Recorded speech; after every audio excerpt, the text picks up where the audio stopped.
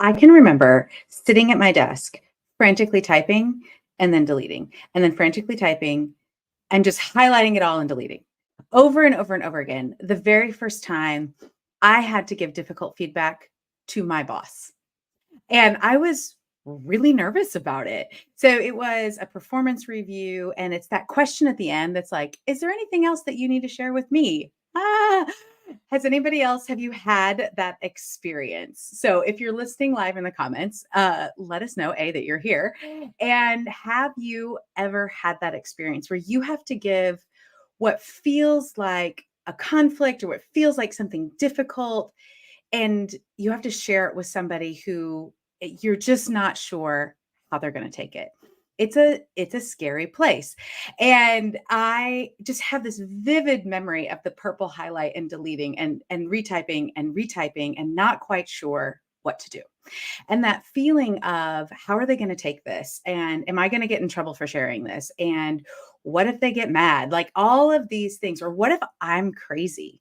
That's the other thing that goes through our head. Maybe this is just me and I shouldn't really share it. How do I know? And I was thinking about that the other day when I was doing a booking inquiry with an organization who's wanting to do a workshop with me. And so we're going to do this workshop around conflict resolution, and but they call them inside their company sweaty conversations. And I was like, that is the best title for these types of conversations, because all kinds of conversations can be really sweaty. Yeah. Like Shelby's like, it's the worst when you're typing it out and reading it over and over again. And, so maybe you have to, you've done it where you've typed it, maybe you've written it out. Some people are like, you're stewing about it in the shower, all those kinds of things. And I don't know, Melanie, Daniela, hello, all these people who are listening. Anyway, so I was talking to this company about sweaty conversations, and I just thought it was such the perfect title because it got to that physical response we have when we have a conversation that feels scary in some way. It may not actually be difficult, but it just, for whatever reason, it feels scary. So what are those types of conversations for you? Is it mine was approaching my boss, giving some negative or difficult feedback of something that needed to be changed that was really impacting me in my work? Is it maybe asking for something and you're not sure how the other person is going to respond? I know sometimes I even have this around my own kids where I'm like, oh, I need to have this difficult conversation with one of my kids and ask them about something, and I don't know how they're going to respond. There's all these kinds of things that feel scary in some way. And I think that's what a sweaty conversation is. In the workplace, there's all kinds of examples with our friends, even, and with our own family, we have these hard conversations. And as I was thinking about coming upon summer and we're about to hit the May is worse than December time. Does any other parent feel that if you have kids in school? That May is worse than the December. And this year I have a graduating senior. So there are a lot of conversations about how do we negotiate through this, and talking to family and vacations, all those kind of things. Boundary conversations. Absolutely. Boundary conversations are so hard.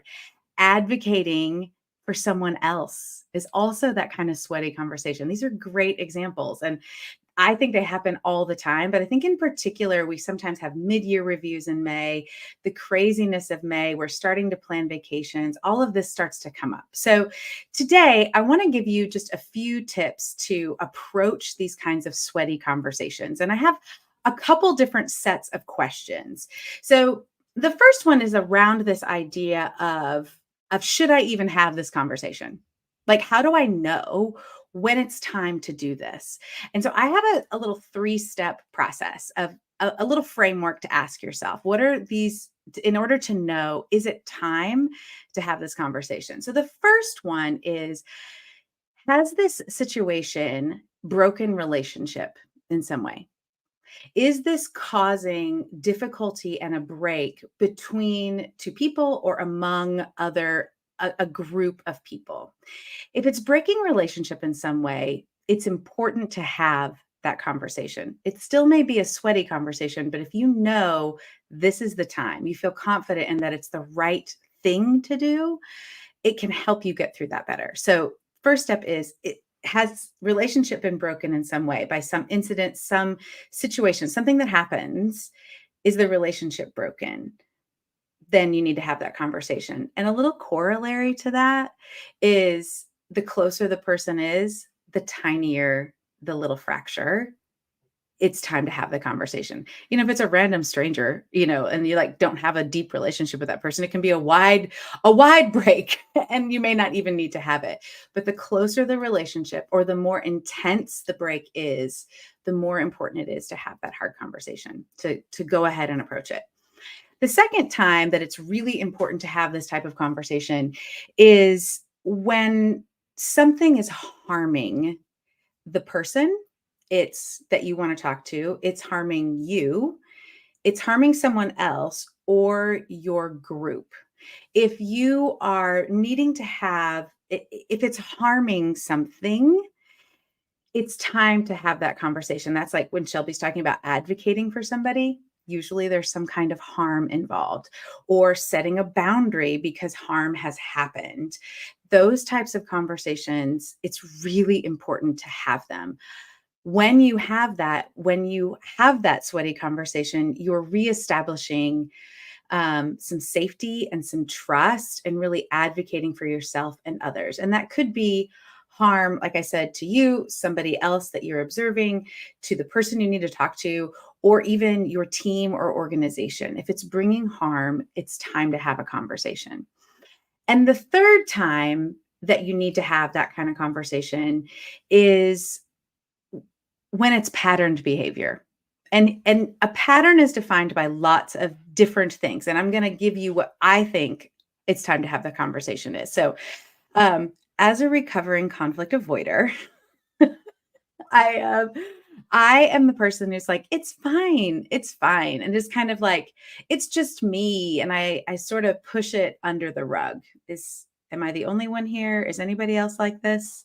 Yeah, I think that many of us have that kind of, it's probably fine, it's okay. Um, we second guess ourselves, and it's only happened a couple times. I want to assume the best about people. Are these things that you say in your head? Yeah. So when you start saying stuff like that, I see you raising your hands in the comments. When you start saying things like that, it's helpful to have some kind of objective way to approach it, because we can talk ourselves out of that kind of conversation. Ooh, it's just hurting me. I am glad that you have labeled that as a lie, my friend. Yeah. So if it's hurting you, you are worthy of that conversation. So, in the pattern of knowing when it's time, I think three times. Three times, if somebody has done the same thing three times in a row, that's a pattern. The first time, goodness, we all make mistakes. That could be a one off, no big deal. I am not typically late. Um, my daughter might argue with you on that, but in general, I am not late to meetings.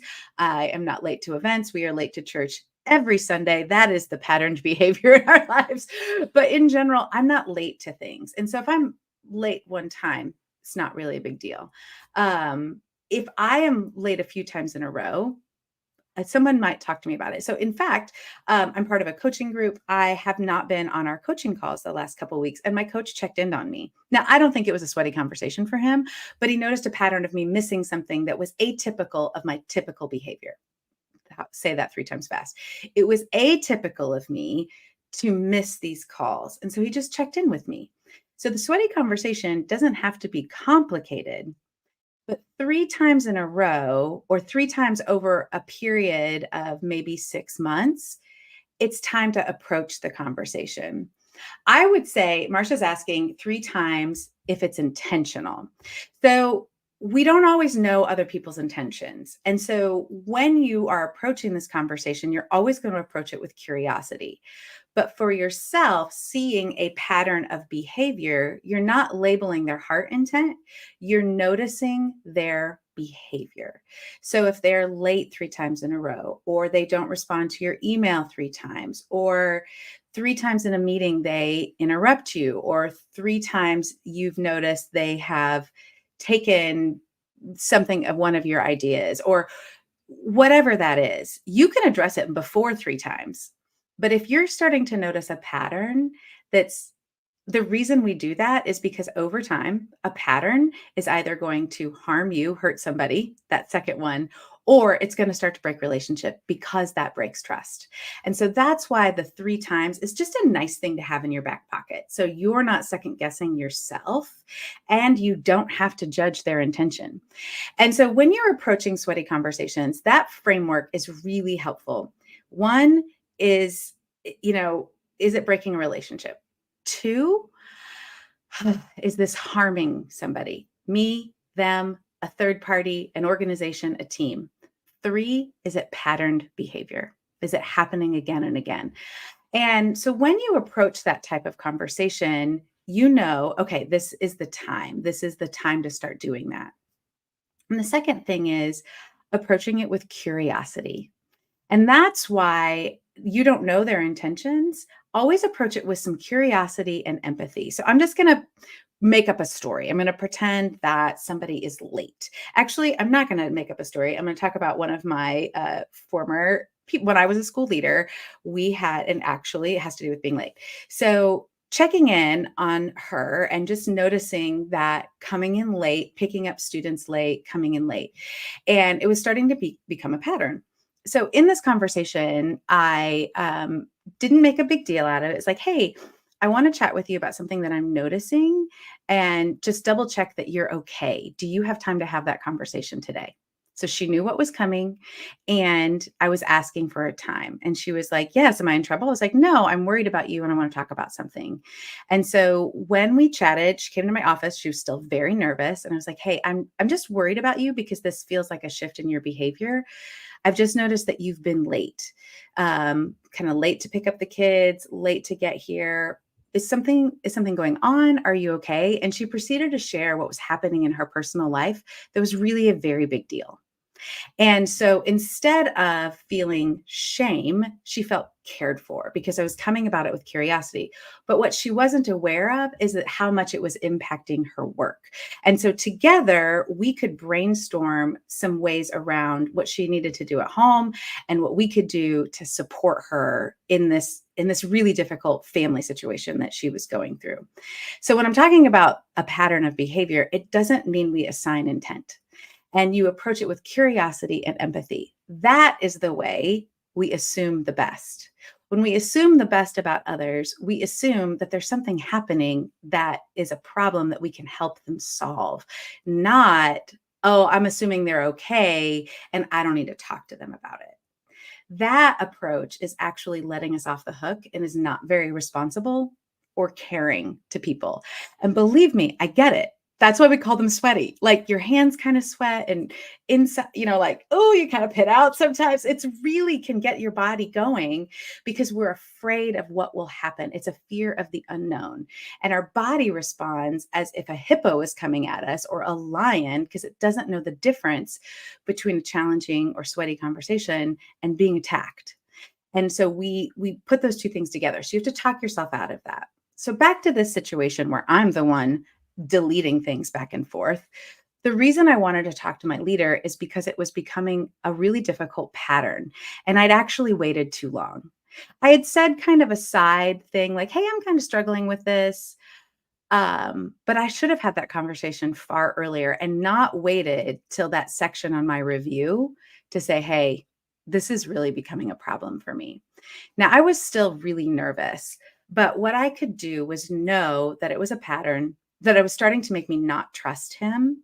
And it was starting to impact the way I was working. I couldn't get my job done very well because of this behavior. And so I wrote down what I was observing. So here's my little golden nugget for you. Observation and notice are 2 great words when you start these types of sweaty conversations.